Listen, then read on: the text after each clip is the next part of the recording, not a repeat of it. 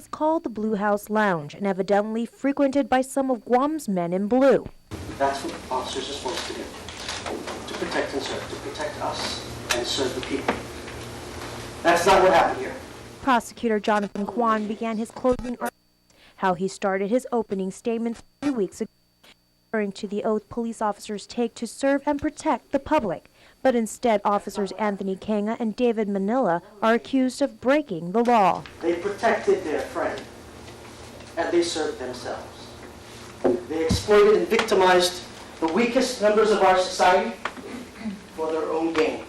Kanga and Manila are accused of working with Blue House Lounge owner Songja Cha in her conspiracy to hold young Chuukese women against their will to perform sexual acts inside the club.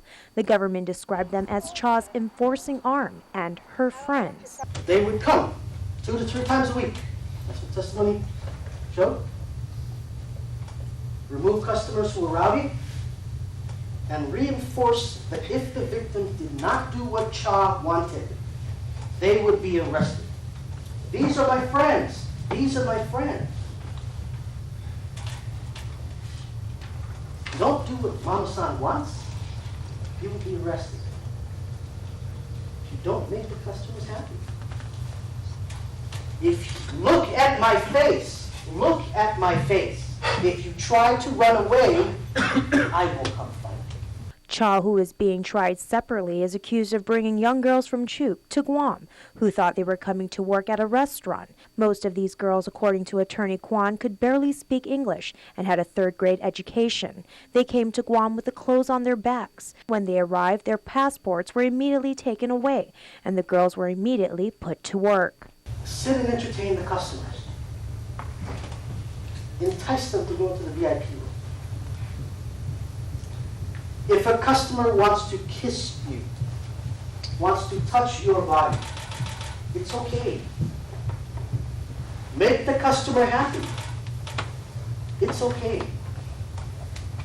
You can shower afterwards. Defense attorneys Sylvia Stake and Terrence Timbaland meanwhile argued that their clients were innocent. Attorney Timbaland further asserted the girls were already engaging in prostitution before they knew Kanga and Manila and appeared to be reading off of a script during their testimonies. So as to the first charge, you are asked to believe that Mr. Manila and Mr. Kanga agreed with each other to commit kidnapping so that a mysterious, so that somebody else, not them, could accumulate a small fortune while they got nothing.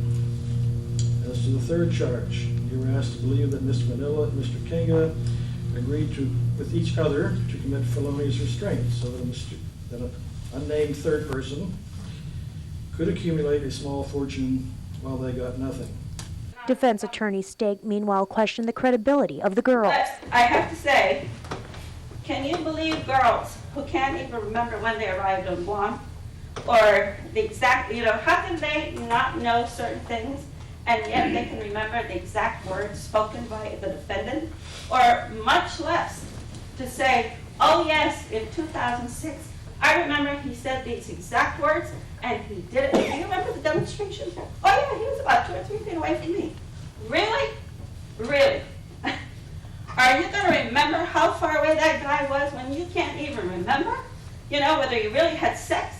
Whether we really had, or you were just lying. Meanwhile, attorney Kwan in his rebuttal argued that the girls were afraid and intimidated by the statements made, and testimonies of the girls were similar because the process used by Cha, Kanga, and Manila was the same. Reporting for Guam's News Network, I'm Jolene Tovis.